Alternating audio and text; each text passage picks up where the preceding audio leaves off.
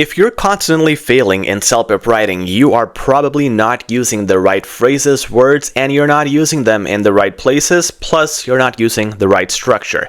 Don't you worry. At the end of this video, you're going to feel 10 times more confident. What I'm going to show you is a breakdown of the best tools you can use in all types of CELPIP writing questions, starting with Task 1. In CELPIP writing Task 1, you will be given an email, which could be informal or formal. If it's informal, this is how you start. These are some really good examples of what you can say in the first paragraph in your intro. I hope you and your friend or family, mention them here, shows realism, and again, realism counts, are doing great, short, simple sentence, not complex, but the next one is where you load in all your marks. It is such a joy to reconnect, hyphen, it has been a while, exclamation mark. So good expression, it has been a while, a unique, informal, casual, and that exclamation mark, as well as that hyphen, these things are going to add to what? Range of punctuation. Whenever you have range of punctuation, vocabulary, phrases, and words, you get more and more marks. So that's your key to getting those marks right there with a good tone as well. Now, another example is sending my best to you and your loved ones. Once again, it is a good expression, very casual. Then it says, I am truly happy, truly adverb, again, that range, to be reaching out. Again, it's better than just saying to reach out. Once again, you have your hyphen. Feels like it has been ages since we last caught up. Good idiomatic expression, and if you have seen the examiner marking scheme, you know how important idiomatic expressions are. Since we last caught up, again, it makes the sentence complex because we're adding that since and adding another clause. The final version, again, really good one, is hope everything is going well on your end, comma, especially with the, and by doing this comma, you're adding another clause, making it complex, and guess what? By putting the name or relation, you're making it sound real and natural. It has been far too long since we last chatted. Once again, casual conversation, good expressions all around. Now, when it comes to your formal emails, you have to be more direct. The intro should mention the main reason you're writing in just one sentence. So here we don't do two sentences, we just do one. For example, the reason I'm writing today is to bring something important to your attention, and then you mention what that thing is, regarding, relating, concerning. Or I'm reaching out today to discuss a matter that I believe needs your consideration, and that is, and you can explain that, or you could cut this short, I'm reaching out today to discuss a matter regarding the park's noise disturbance, or whatever the topic is. So make sure to modify these sentences to fit your question and your content. Another example, this one is my favorite, and we use this a lot. The purpose of this message is to raise an issue that I'd like to address with you. Or you can mention the issue of, and then just continue with that issue.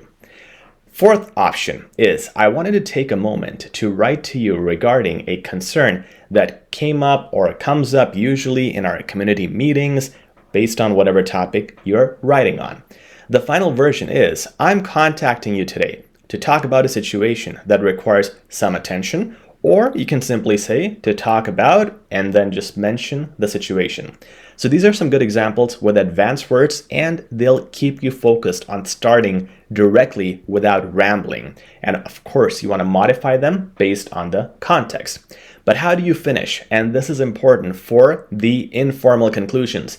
I see a lot of you saying, I'm looking forward to talking to you. You cannot say that. It is informal. You got to keep the right tone.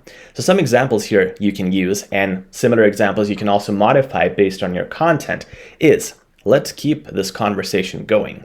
Hyphen again to get that mark. You know where to reach me. Much love to you and your, and again that family, friend, member name, insert that here. Another option is, feel free to reach out anytime if you'd like to discuss more. Casual, again, feel free to reach out, good phrasing. Sending warm wishes and love to, once again, mention the name, family, or acquaintance. Really good way to finish. And at the end, always happy to talk more, hyphen. You know how to find me. Again, very casual tone. Lots of love to you and your. Once again, you can see in the conclusion, we really want to mention that name or that person because that's how we usually finish up greetings in the informal language. Now, things are a little different when it comes to the formal emails. Here in the conclusion, you need to have two things ready. One is the complaint suggestion scenario. The other is the general open communication scenario. In many questions in the formal emails, you get a topic where you are complaining about something and you need to make suggestions in that same email. Here, you need to have a separate type of conclusion compared to something general like applying for a job or requesting information or anything else. You can use some general guidelines. But for this purpose, complaint and suggestion, here's what you can say. I'm truly interested to see whether my suggestions result in timely action from your side. I would be grateful for your thoughtful attention.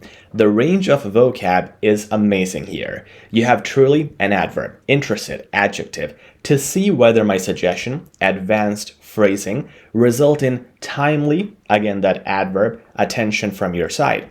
I would be grateful, adjective marks, for your thoughtful attention. Again, a good combination of two academic words, thoughtful and attention together. Now, if you want something shorter, if you're running out of time and words, I hope my input encourages a swift and positive response. Adjective, adjective.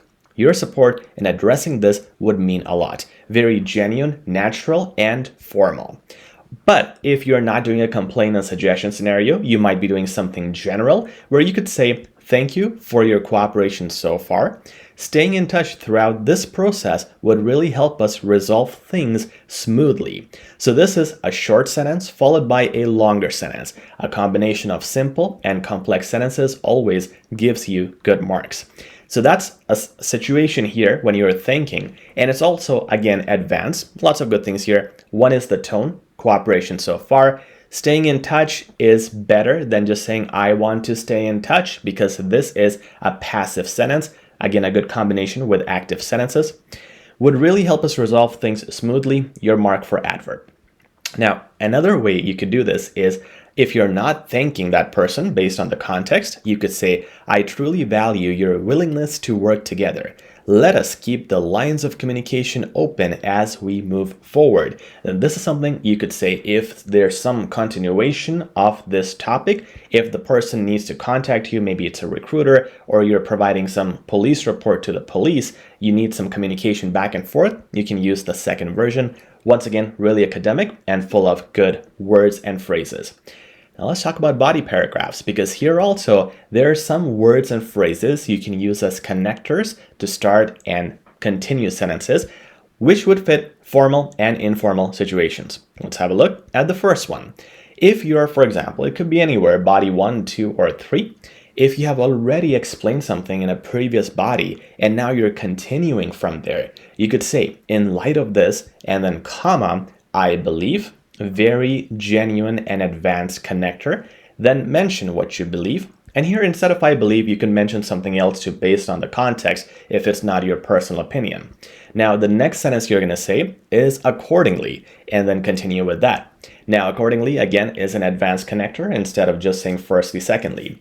And I'll tell you at the end of this video why we're doing this ... and something else. Really important, so stay tuned.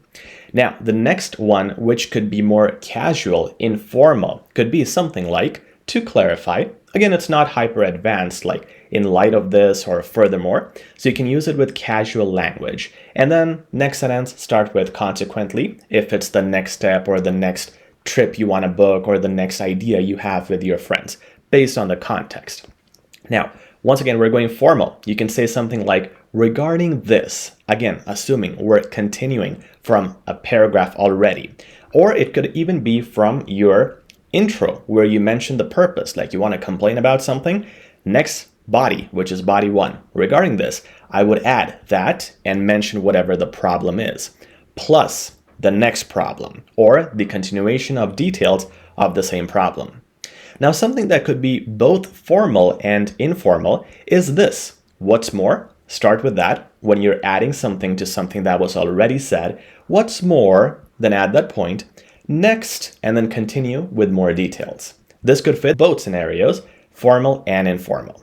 Now, if we're talking about an informal one, we have just to add, again, casual language, just to add This is also, again, it's when you're adding information, you say just to add, this will also be helpful for our family and whatever you're talking about. More importantly, when you have to emphasize something more, like additional on top of that, and again, this is not something really formal, such as moreover or likewise. It has that importantly, which I really like, it's an adverb, so it helps. Now, nevertheless is very formal, and that's perfect for those complain and suggestion types of questions, because when you go from the complain to the suggestion, or from one opinion to the other, you're going to say something opposite, like in contrast. But everybody says in contrast. So what you're going to say is nevertheless. It makes you sound fancy and formal. Then you say likewise with your next sentence and continue with that. Now let me come again at that point where I was talking about how you have all these dots. The best combination you can use in your body paragraphs is 2 sentences. This with sentence 1 and this with sentence 2. If you have 2 sentences per body paragraph, you will notice you're going to finish on time and you're going to finish with the right amount of words, which ideally should be sitting around 180 to 190. By doing this, you ensure with the intro and conclusion, you reach your word limit. It, for some reason, works like magic. Plus, it's important to do that for your task response marks. A lot of the times, students say just too little because they're saying 1 sentence per body, and that might not answer the bullet point fully.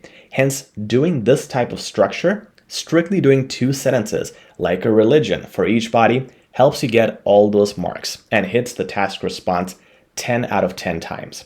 Guys, that's it for this video. I hope this really helped you out. Please subscribe, like, and share. And if you want more guidance like this with 15 hours of lessons, do check out our CELPIP 15-hour course in the description. All the best.